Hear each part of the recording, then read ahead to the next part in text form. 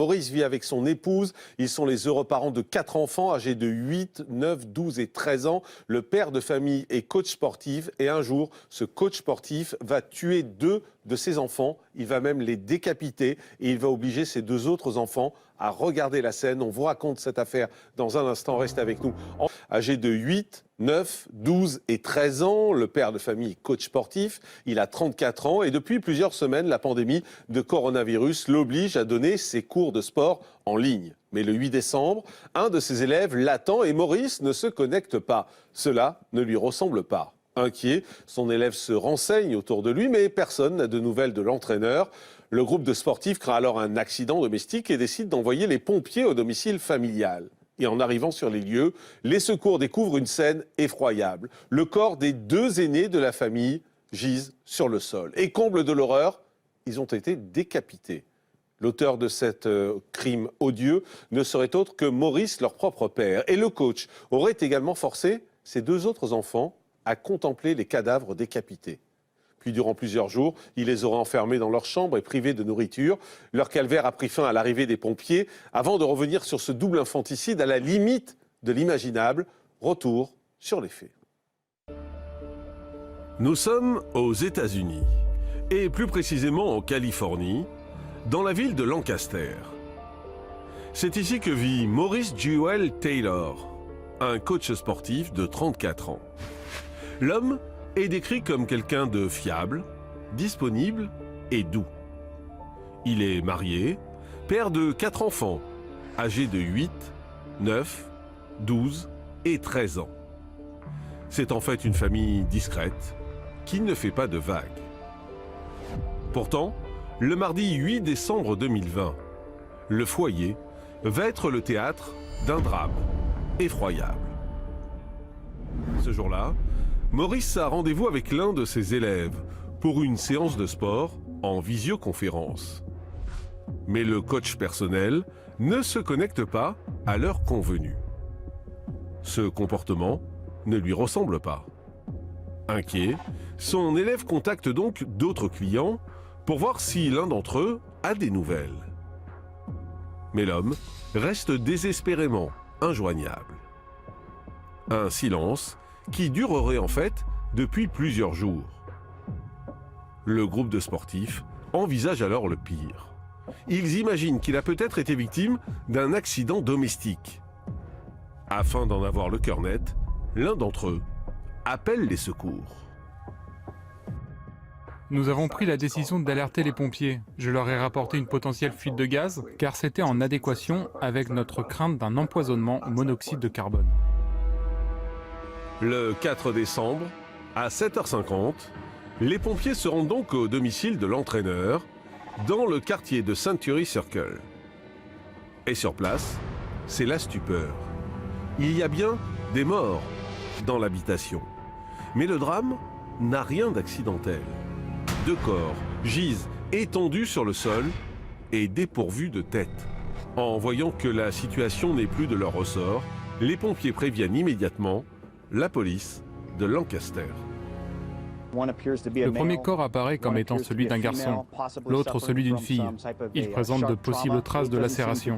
Il semble donc que leur mort n'ait rien à voir avec une fuite de gaz. Il s'agit en fait des 2 aînés de la famille, Maliaka, 13 ans, et Maurice Taylor Jr., 12 ans. Leur père les aurait mortellement poignardés avant de les décapiter. Et comble de l'horreur, il aurait ensuite forcé ses 2 autres enfants à contempler les cadavres. Âgés de 8 et 9 ans, les 2 derniers de la fratrie sont d'ailleurs toujours présents sur la scène de crime, tout comme leur mère. Par chance, ils sont en vie, mais leur père ne les a pas épargnés pour autant. Le drame aurait eu lieu juste après le dîner de Thanksgiving.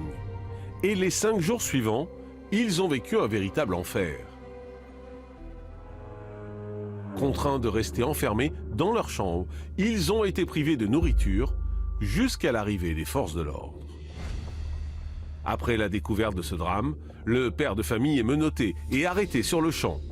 Il est mis en examen pour meurtre et maltraitance d'enfants. Retour en direct sur le plateau de la quotidienne de Crimes et Faits divers. Laura Lebar, bonjour. Bonjour. Merci d'être avec nous. Vous êtes psychologue et c'est vrai qu'on est immédiatement frappé par l'horreur de ce crime et puis ensuite par ce qui s'est passé. Parce qu'il y a non seulement ce père qui va tuer ses 2 enfants, qui va les décapiter et puis ensuite il va maltraiter ses 2 autres enfants. Non seulement en les obligeant à regarder cette horreur et en plus en les enfermant dans leur chambre, en les privant de nourriture. Ça paraît assez loin de ce qu'on peut imaginer quand même. Alors, il y a énormément d'informations dans toute cette histoire. Il y a d'abord la théâtralisation, c'est-à-dire qu'on décapite, on met en scène. C'est des pratiques qu'on peut voir chez les djihadistes pour asseoir l'autorité. On se rappelle du journaliste James Foley, qui, dont la tête avait été mise sur un pic, justement pour montrer, pour asseoir l'autorité suprême. Il y a Ça veut dire je suis le maître. Je suis le maître. Il y a aussi une notion d'enfant tyrannique. Sir Bernfald explique, psychanalyste, il explique que dans la notion d'infanticide ou de filicide, il y a cette notion-là que le parent va à un moment donné ressentir que sa survie ne peut exister que par la destruction de l'enfant tyrannique. C'est-à-dire qu'à un moment donné, on peut imaginer que comme il est coach sportif, il y a quand même un rapport à l'image, un rapport assez narcissique, que c'est un monsieur qui peut avoir un côté une personnalité un peu narcissique, que ses enfants sont son prolongement narcissique. C'est pas anodin qu'il ait choisi les 2 plus grands à l'âge de la puberté, donc à l'âge de l'opposition, et qu'à un moment donné, cette opposition-là, il ne l'a plus supportée. Donc l'enfant est tyrannique, et pour survivre, je dois éliminer cette tyrannie qui m'est renvoyée. Mais comment on passe, parce que finalement cette opposition et l'adolescence, vous le dites, c'est assez classique dans toutes les familles, mais comment dans l'esprit on bascule sur le fait qu'il faut éliminer et non pas juste sur le fait, à la limite on aurait pu dire bon, il va s'énerver, il va leur mettre une claque. Oui. Ok, mais là c'est éliminer, en plus éliminer de façon spectaculaire. Oui, je pense que le côté spectacle, c'est vraiment asseoir l'autorité. À un moment donné, on ne sait pas très bien ce qui s'est passé, ça reste très nébuleux dans cette histoire. Il y a aussi le contexte actuel, le confinement, tout ce que ça engendre. On sait que ça engendre un repli sur soi, des réactions nerveuses, des réactions violentes, que la maltraitance augmente, qu'il n'y a jamais eu autant de décapitations que cette année. La décapitation, c'est pas un meurtre, c'est une exécution. Donc il y a quand même, c'est autre chose. Vous dites qu'il n'y a jamais eu autant de décapitations que cette année ? Oui, que cette année, bien sûr. Il y a un côté exécution. Je refuse, je coupe le centre de la pensée. Je refuse l'opposition. Je sépare la pensée du corps. C'est ça la décapitation, le geste de la décapitation. Et vous pensez que les gens qui le font ont cette mécanique et comprennent ça parce que c'est très inconscient. Moi, je suis psychanalyste, donc je travaille bien sur sûr, l'inconscient. non, mais parce que c'est pousser les choses assez loin de dire les gens qui décapitent, en fait, c'est pour couper le centre de la pensée. Mais c'est ça. En psychanalyse, c'est clairement ça. C'est vraiment, je sépare le corps de l'esprit. Ce que l'autre pense, ce que l'autre me renvoie n'est pas acceptable pour moi, parce que si je veux le tuer, je prends un pistolet, je tire sur lui quelque part. Pourquoi choisir la décapitation, qui est quand même un acte, ça a toujours été un acte d'exécution, ça a démarré chez les Grecs et les Romains, comme acte d'exécution noble, entre guillemets. Après, on a eu la guillotine, ça a toujours été exécutoire. Oui, parce que là, en fait, il y a 2 étapes, finalement, dans cette mort. Ils sont poignardés. C'est ça. Et ensuite, ils sont décapités, comme si poignarder, au fond, ne suffisait pas. Non, ça ne suffit pas. Parce que je poignarde, je tue, donc je vais sortir ma violence, mais je n'ai pas assis mon autorité. Je n'ai pas assis mon autorité face aux 2 autres enfants qui, pour moi, sont des tyrans. On entend souvent des parents dire « mon enfant est tyrannique ». Là, dans sa construction psychique, il est probable qu'à un moment donné, il ait estimé que sa survie devait passer par la destruction de ses enfants. Mais là, on est dans les mots, on évoque la décapitation avec des mots, donc, et heureusement qu'on n'a pas d'image. Mais malgré tout, si pendant 1 minute, on essaie d'imaginer ce que c'est d'imaginer ce père avec ses 2 enfants qui viennent d'être tués, en train de les décapiter les uns après les autres. Ouais.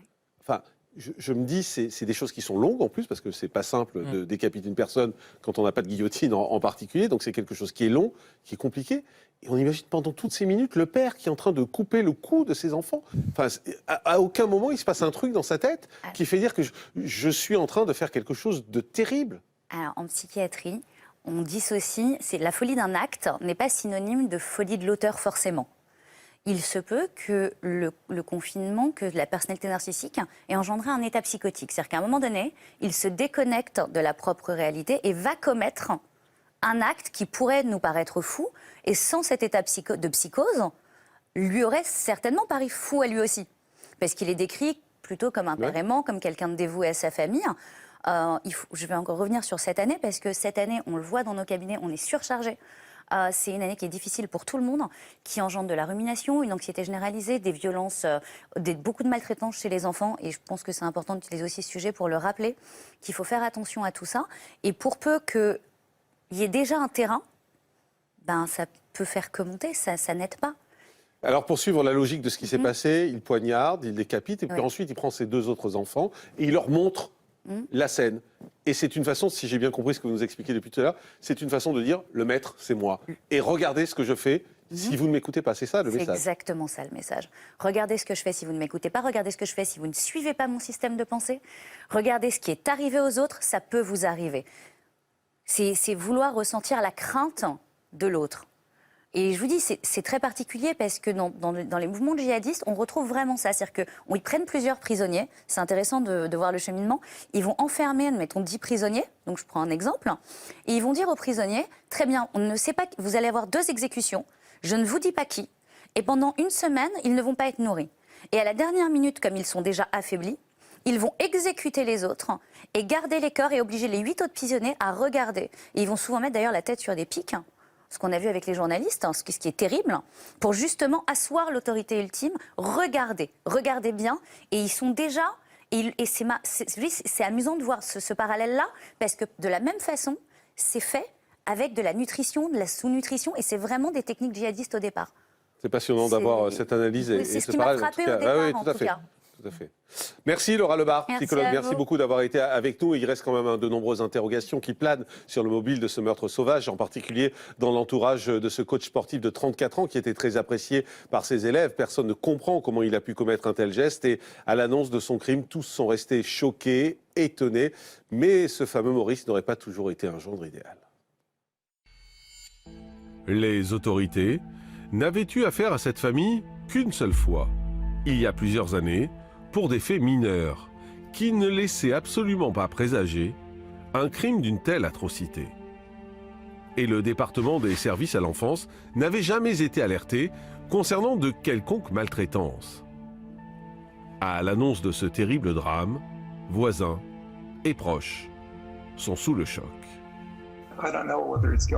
Je ne sais pas s'il est coupable, mais je sais que le Maurice que nous connaissons, moi et toutes les personnes que j'ai rencontrées par le biais des entraînements sportifs, est un homme très doux et très gentil. On le voyait tous comme un père de famille aimant et dévoué. Cependant, Howard admet avoir été témoin d'une scène particulièrement gênante et inattendue. Un jour, à la salle de sport, il aurait surpris une discussion téléphonique très animée entre Maurice et son épouse.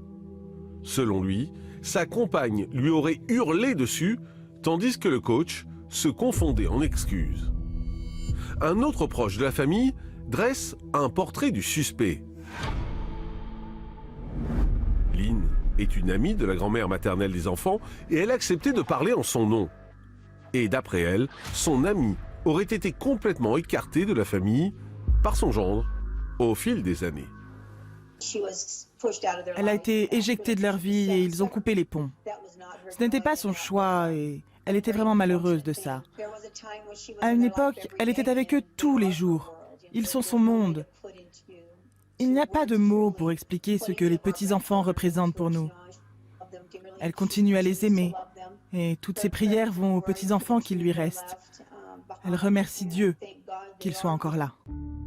À la suite du drame, Lynn a créé une cagnotte en ligne pour permettre à la grand-mère des enfants de se rendre en Californie pour soutenir sa fille. Pour l'heure, le mobile du crime est inconnu. Le coach de 34 ans est désormais détenu à la prison du comté de Los Angeles. Le montant de sa caution s'élève à 4 200 000 $. Et il est aujourd'hui dans l'attente de son procès, qui devrait avoir lieu le 21 décembre prochain. Il encourt jusqu'à 57 ans de prison. Voilà donc ce qu'on pouvait dire sur cette affaire avec ce